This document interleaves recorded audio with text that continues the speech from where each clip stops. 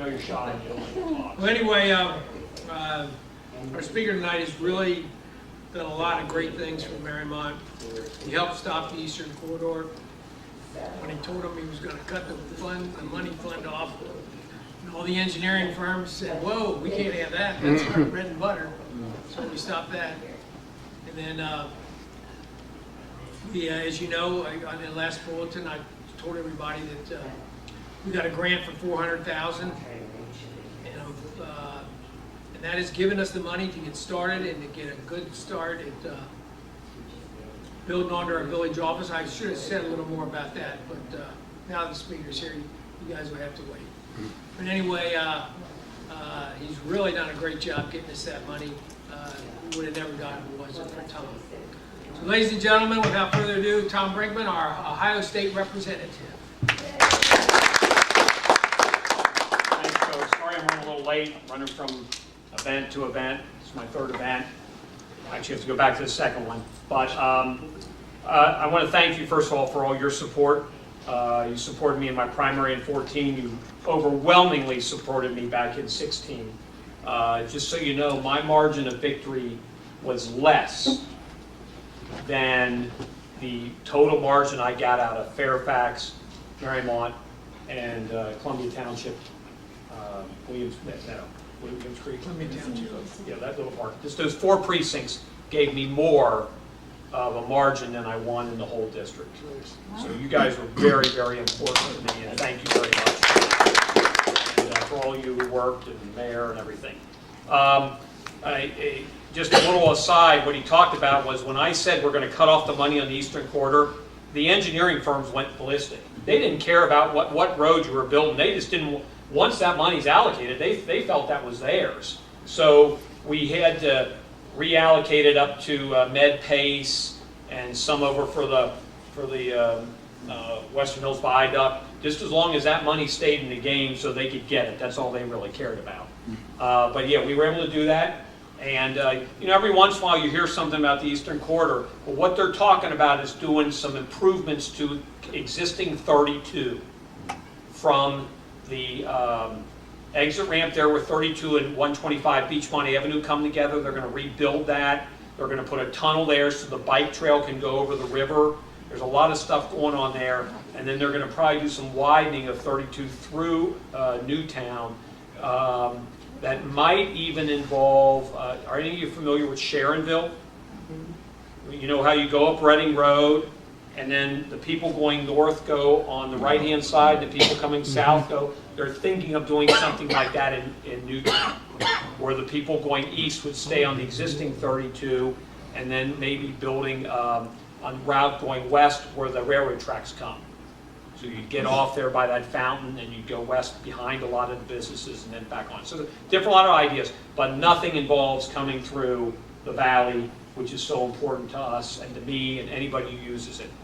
So let me tell you a little bit about this money, because I want you to be understanding, because I'm a very conservative Republican, so I'm not for a lot of pork. I'm not there just to write checks and throw away your money. It's very important that you understand this. First of all, the state has to have a balanced budget. In 1851, when they made the Constitution, our most recent Constitution, the reason they had to do it in 1851 is our first Constitution, we started investing in canal boats and canals that all went belly up when the trains came. So the state redid their Constitution, and it said that they could not borrow more than $50,000. And back then there was a lot of money. Now that's not that much money. People borrow that much to buy a house. So they... the only way you can borrow money in a state is through a constitutional amendment. So there was this fellow, you probably remember his name, named Jim Rhodes, and he wanted to do a lot of building in Ohio, a very big promoter of Ohio, and so he got the state to issue bonds. You might have voted on them. I was too young at that time. I started voting in 74, 75, but back in the 60s, he passed them to do state parks, like Houston Woods. Because we had a great state park. Now nobody goes to the state parks, they go to Disney World, because now transportation is different. But that was a big deal for a lot of people.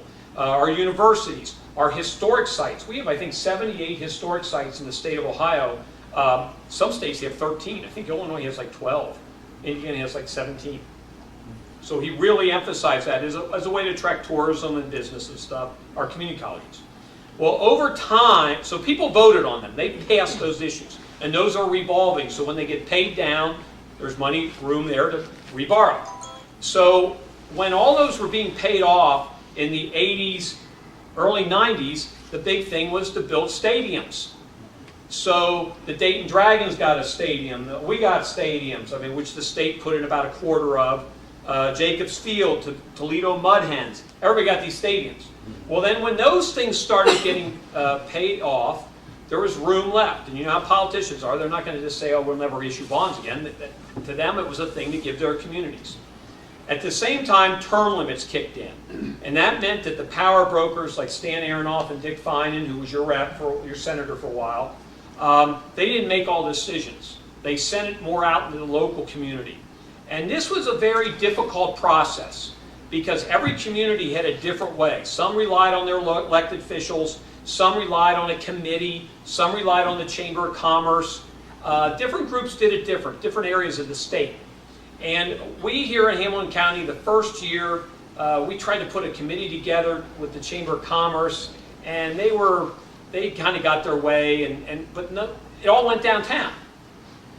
So the next year we kind of got together, this would be in 03, and we put a great list together, and when they came back with the decision, they sent the money to the Reds Hall of Fame. I wonder why. Maybe Carl Lindner was the president. He wrote big checks. So it really wasn't working for communities. So in 06, we really put the muscle on the state reps, Michelle Schneider, who was your rep at the time, myself, Bill Seitz, Jim Ross, and Bob Schuler, who was the senator. We decided, hey, this has to have some community involvement. It just can't go all to the big rich guys who write the checks. It can't just go to what the chamber wants, because all they're focused on is downtown. We have to get some of this money out in the community. So they put together their meeting, and then we held some hearings, and we started getting some community involvement. So in 06, I was able to put in for $250,000 through Ohio Department of Natural Resources for Alt Park, so that because the park was kind of falling apart a little bit, and it was really bad in the 70s, but they built it up pretty good, but the city had some cutbacks, so they needed to keep it going, and we were able to do that. Then in 08, which was my last year there, we wanted to push that a little further. So we actually had hearings out in Madeira, in their little town hall there. And the Women's Art Barn came forward, and I worked with those ladies, and I said, I coached them, and they came forward, and they got a pretty good award. I think they got $300,000 to help them finish that. Newtown put in for $78,000 for their Indian artifacts, which is kind of one of the reasons this kind of came along. And that helped them jumpstart their little town hall that they've redone. So what else? I think I went and I tried to get money for Alms Park, and that was kind of a funny story. So they showed up. And see, the park district want all the money to go to the downtown park, the riverfront park. They didn't want to have any money not go down to there. And so when Alms Park showed up, Steve Shuckley, who's their kind of building guy, he was just pacing back and forth. He didn't know what to do. So all of a sudden, I said, yeah, I'm going to back them. And they announced like the next day, the lady called me up. I think her name's Barbara Lichtenstein. She'd been with the city. She now is most of it. And she said, oh, thank you for getting us the money. I'm going, well, I haven't done anything yet. And they go, well, they came and called us up and said, they're going to take care of all that deferred maintenance for like decades because we came forward. I said, good, mission accomplished. And I tried to get some money for Stanbury Park, but they just didn't have their act together, because it's not just a thing of giving money. You have to have your act together like the village does.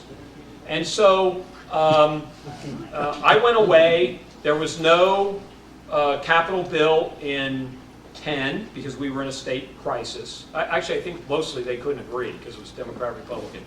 And then in 12, all they did was, we're just going to continue the projects we always started. 14 was their first bill, but you didn't get anything because the previous rep, I just saw him, he just wasn't focused on the local places. One of the reasons why I beat him. So when it came along this year, I got back in there and I knew Bill Seitz said, we got to make sure our communities get something from this. And he said, yeah, I agree. It's kind of been slipping away a little. what do you think's fair? And I said, well, you know, I'd like it to be, we could maybe, let's see what they have. Well, quite frankly, folks, they didn't have very compelling things. We gave $10 million to the banks for the garages.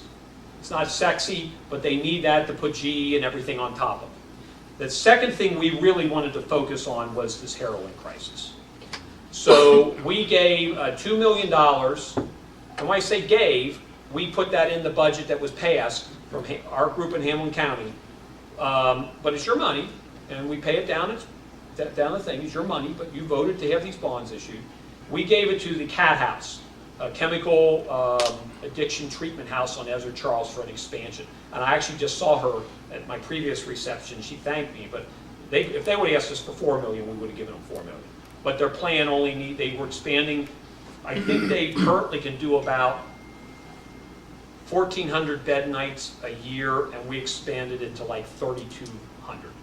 Because, you know, and the CAT House is great because they take it when you're relative before they get in trouble with the law, or they're just got a slap in the hand. Whereas Talbot House deals with them afterwards, and we did give Talbot House some more money. Not, I think, like $200,000, what they asked for.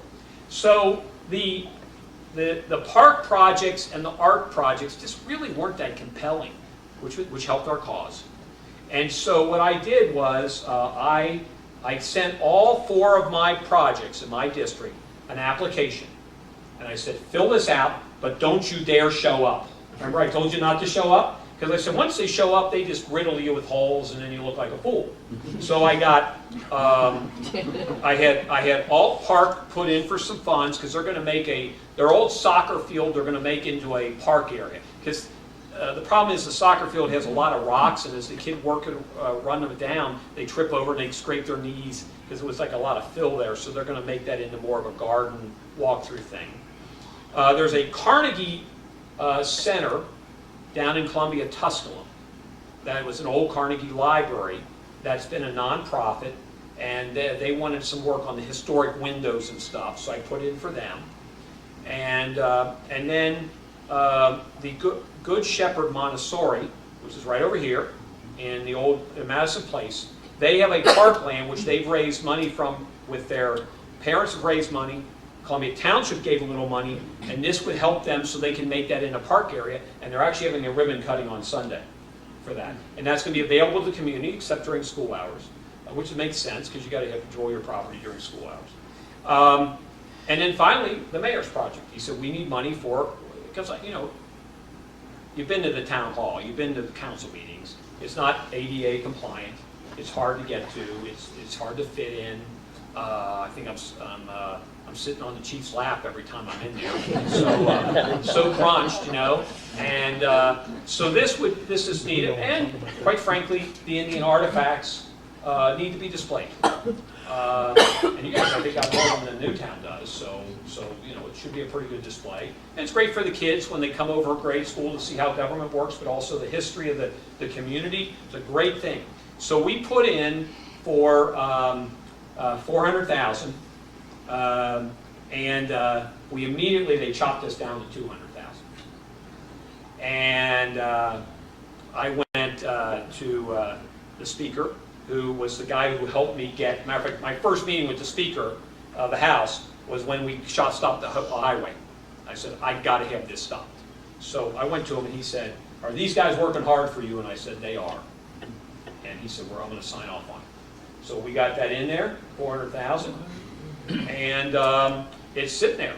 Now, the state likes to be the cherry on top, or the icing on top. They really don't want to be the whole thing. So you're really going to not see where they're going to give you every penny. They want to give you starter money or finishing money. The $300,000 for the art barn, they raised a lot more before that with Linder and all the other stuff. Newtown had to put in additional money other than the $78,000. So they want to be in the mix. And so it's not everything, as you know, but it's a good chunk, and you guys are paying those taxes. So that's kind of the story, how it went about.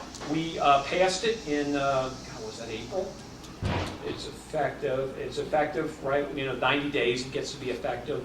And it's there, and I know you guys got to go through paperwork, you know.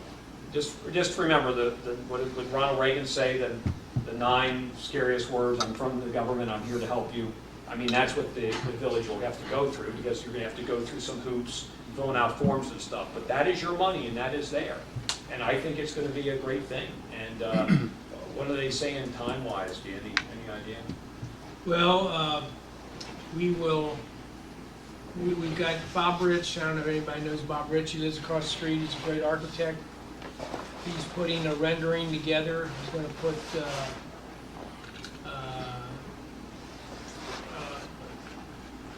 an estimation, and then he's going to put the specs together so we can go out to bid. And we hope to go out to bid with that information probably late fall. Then possibly when we get the bids in early or late spring, we'll probably start working on the project. So, and if you see Bob Rich, thank him, because he's doing it all pro bono. We're going to have to probably pay an engineer or heating and air conditioning people to give us some information on how it's to be done. But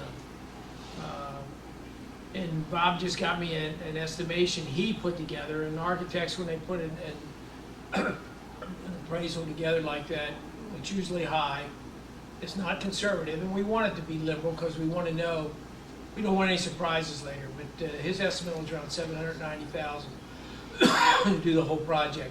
Now, I think that's a little high. In my opinion, we're probably going to need about $650, and we'll start trying to raise those funds too soon. So if anybody's got some money they want to give us, we're here.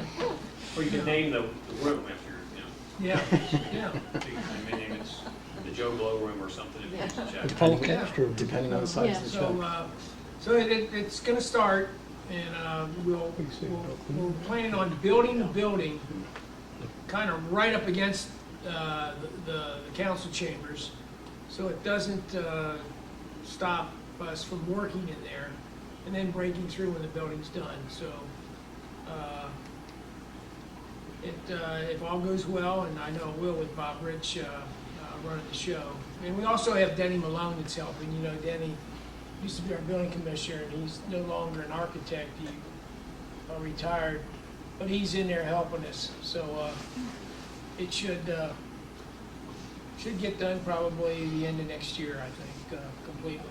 And then we're working with preservation because they have all the artifacts. And I guess, what do they call them, lucite, hard plastic cabinets or whatever. Display cases. And we're gonna have behind the council chambers, we're gonna have a conference room that you can open up and make the council chambers bigger, but you can close them up because it'll have to be secure because we'll have those lucite things with real Indian artifacts. Now, probably nobody knows if you've been over to Newtown. They have the same thing around their council chambers in plastic containers, big, go to the ceiling.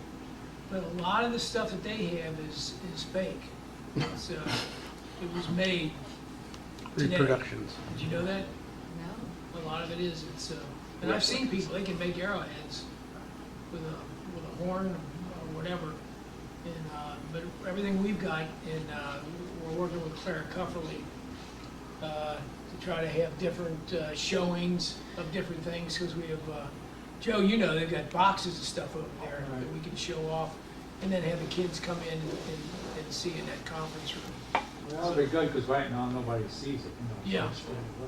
Now, we got a lot of stuff at the, at Harbor, Peabody Museum that was taken from here that we could, just being stored there, and nobody sees that, and we can get some of that back too. Well, we've sent a letter, I can't remember the lawyer's name that Dr. Tankersley wrote that book with. We sent a letter to Sherrod Brown, and we asked him in the letter to get a hold of that lady senator up near in Massachusetts. That we thought was going to run for VP. Yeah, Pocahontas. Yeah, Pocahontas. Yeah. She knows We about asked Indian him to get a artifacts. hold of her and see what she could do. Yeah. We haven't heard anything.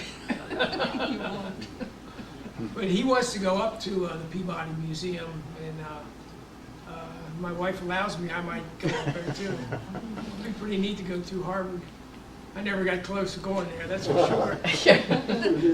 So that's kind of what's going on with that. I mean, there's a few other things, and I work the important thing is, the state has about $2 billion in the rainy day fund. And, you know, the governor is tough to get a penny out of him.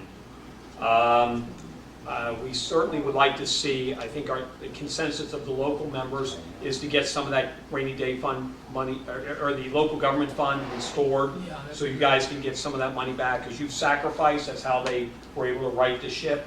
That's important. I think you're going to see, and I think when I look at two crises down the road, which I think we as a society and government has to deal with. One is this $15 an hour movement, which I think is crazy, but for, you know, part-time high schoolers doing, you know, giving burgers out.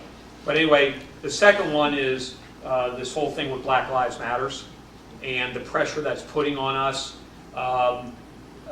Attorney General DeWine was asked to do a task force that about restraint or force, I guess, I forget what the right term is, but how they use force and decide to use force, and the body cam stuff. I think this is back where I said, this is going to come to a rub because somebody's going to have to pay for that. And I think our consensus is it shouldn't be the local communities. We shouldn't say, okay, we're going to pass a mandate that your officers have to have certain training and body cams and this, and by the way, you got to pay for it. The state has enough money that if they're going to make those mandates, the state should come up with the funds to get the training done and that type of stuff. I'm not against training, we're for training. Everybody is, because that just makes everybody safer. But it does cost money. And so that's where there's going to be a rub. Now, I don't know what the governor's going to do. He may say, tough luck, it's going to have to come out of locals. I just think as a group, we're not going to be for that in the General Assembly. And that might be the first battle that's drawn beginning of next year when he wants this stuff paid for. Will he have executive authority to push us? Well, again, he can tell you to do it, but again, it's not a law. It requires legislative action. And I think it's important that we make a statement that we just paid for it.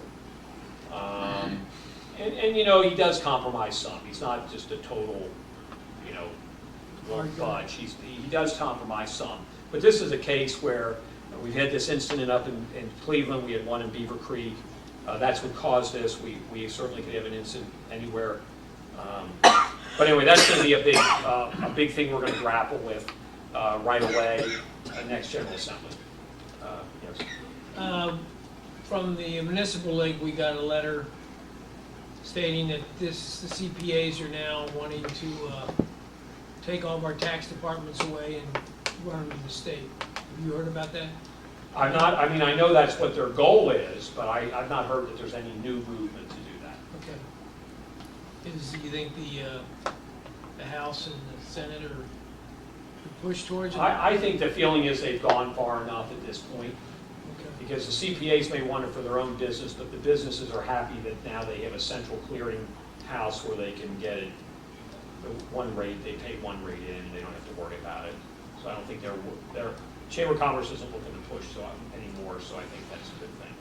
Okay. I am dealing with something with insurance and firemen and stuff like that, but I don't know what's going to happen with that issue, but that's a tremendous actuarial burden on local communities. We'll see how far that goes. So I don't know if anybody has any questions on the state. I mean, we're pretty quiet because we've been gone since May, so you haven't heard a lot about us. We'll go back and have 5 days in November, and you know, we're in the middle of election stuff, and Lord knows what's going to happen. So I'm out here running from event to event because that's important, and get out there and do the stuff too. Yes, sir. It was very confusing to many of us in the last primary about Common Core. Could you explain your position and what's going on in the state with that? Okay. When Common Core, there was a 3-phase. When I was elected, we met with the Speaker, and he came up with a 3-part way to get rid of Common Core. First thing is we had to allow people to opt out, like kids. Now, it's important to know, Statewide, less than 2% of the kids opted out. In New York State, over 20% of the kids opted out. I would go to my colleagues and say, we need to get rid of this company. They said, Tom, nobody's opting out, nobody cares. I said, they do care. They care about it in my community. We don't care anywhere else. That was a hard thing, but he did get it passed. The second thing we had to do is we had to get rid of the Common Core test, the PARC test, which we defunded, got rid of that. The third step was to come up with new standards. We wanted to get away from the Common Core standard. The governor has said he wants standards. He's just not going to let there be a free-for-all. The Chamber of Commerce wants standards. The Ohio Senate wants standards. My opponent said, fine, let's adopt the Massachusetts standards. Well, politics is a lot of perception, but people didn't like the Massachusetts standards.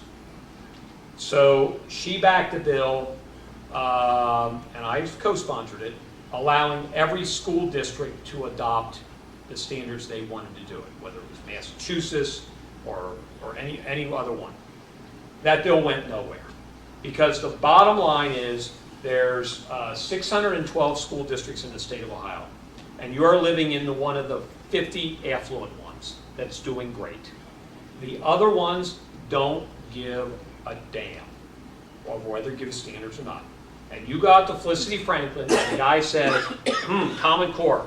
We've had School to Work. We've had Goals 2000. We had No Child's Left Behind. We're going to have, next month it'll be Rotten Core. The year later it'll be Ohio Core. We don't care. We got 60% of our kids on student lunch, school lunch. Give us the money. It's only a fad. We don't care. And so you're trying to motivate the vast majority. They just don't care. Like Forest Hills and Mariemont and Madeira and Mason and Sycamore and Indian Hill do. So I love them. So that's kind of the battle, is getting those legislators moved along.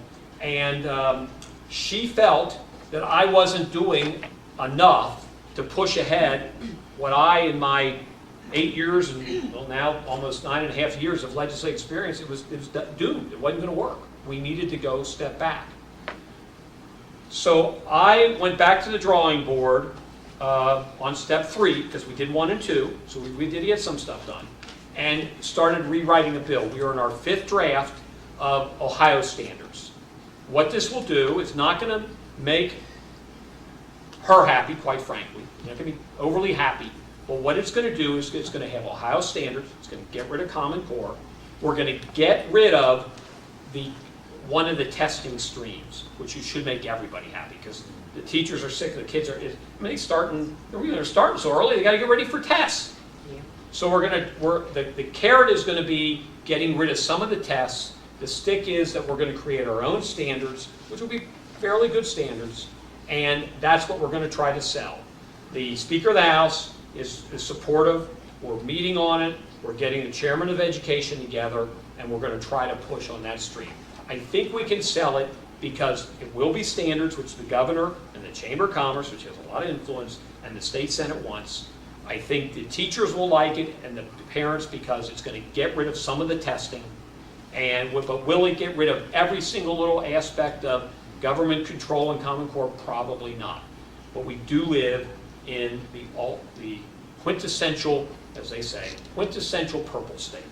We're dealing with a lot of different interests, but I think it's something we can move ahead. So I think the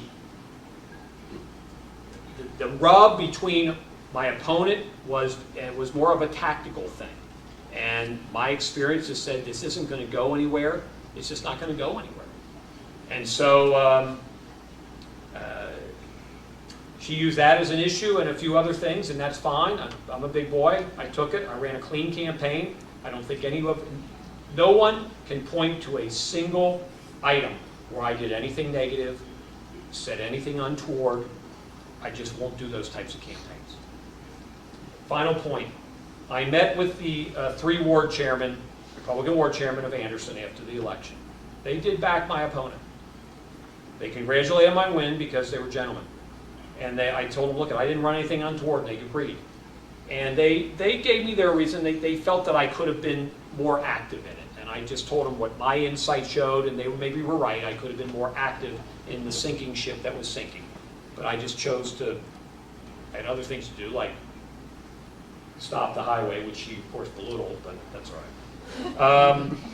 And I explained what I was going to do, and he said, Tom, if you do that part 3 that I just described, if you come out with that, I think you will go a far way in assuaging our concerns that you weren't doing enough, and that even if she's not going to like it, and they understand how her personality is, that they will be able to say, look, we're working in Ohio. We're not just working in Forest Hills or Anderson or the 27th District. It is a move in what we want to do. It gives a little bit of local control where they can even tone it down more, and we think that that'll satisfy us. So I am listening, but that's how I saw it. I could get into other stuff, but I think that was a fair explanation. Thank you very much. Yeah. But you got to know how to work the system a little bit up there, and I try to do that. And the mayor's seen that. So it's like me telling them, don't show up at this meeting because they're just going to tear you apart. And you did, not a single one of my groups showed up. And there were some people who showed up and they just made them, it was just a good thing. Just let the professionals I handle had it. been through it for the barn years ago. I went down there, poured my heart out to get them 300,000, and they just ignored me. But then Tom got him the money up in Columbus, so I knew from experience. Yeah, and it's not like I got $1 million at my disposal, but I try to keep people informed. There is a grant program that's going on for school buses and transportation. There's a separate fund. The minute my office got it, I send it to the 6 treasurers in my area, Mariemont being one. I send them the notice so they can apply. I mean, I try to keep people informed. That's just good constituent service. You got something, Kenny? One more question. I have one more question. Kenny? Fantastic. Wonderful. I've been out here a number of years, never heard any of the state reps doing, it's fantastic. I had a question back in the 60s and the early 70s with roads, and profit's not a dirty word in Ohio, and 2-year schools in every county. And I'm kind of wondering now, we've got this election coming up in November, and whether our state headquarters, whether the governor gets involved for Trump. On the other hand, we had that American experience on Nixon, where when he won with 70%, all the money went to Nixon. We lost the House and the Senate in Washington. I don't know what we've got the Inquirer here. It's hard to read much what's going on, and Fox is pretty good, but I keep waiting for the bugle blow to come out of state headquarters up there to help. I don't know whether it's going to happen or not in the presidential election. You bring up, here would be my answer to that, because people ask me, how's it going? What I find, and this I think is a lot different in the 60s, is my group is my fellow state house reps. That's where I was before here. We were at a fundraiser, and we're going back to meet up with them. I really don't, we try to coordinate with the locals, but we really don't. That's Alex and the county party's problem. I'm the House problem. The Senate's got their caucus. The governor's dealing with his statewide. We're almost in these separate little universes, or galaxies, I guess you'd call them. And we're dealing with so the presidential thing has very little to deal with. We have to raise our own money and spend it among our own selves. So you just don't find where the state headquarters is really coordinating it, just because of the way it's become. I don't know if it's a fault of theirs, so I don't know if you'll ever get that bugle calls, I guess my point. Yeah, do we want all the Republicans to win? In my case being Republicans, because some of you may be independent or Democrat. Yeah, I do, but at the same time, my focus is generally on my team in the state, in the House of Representatives. So with Casey choosing not to be involved or being involved, the state party being involved, not being involved, really isn't affecting my little world as far as what my involvement is. I don't know if that's an answer you want to hear, but that just seems to be what we're dealing with. Thank you, Mr. Brinkman, for coming tonight. You gotta go back to your dinner? Yeah, I do, plus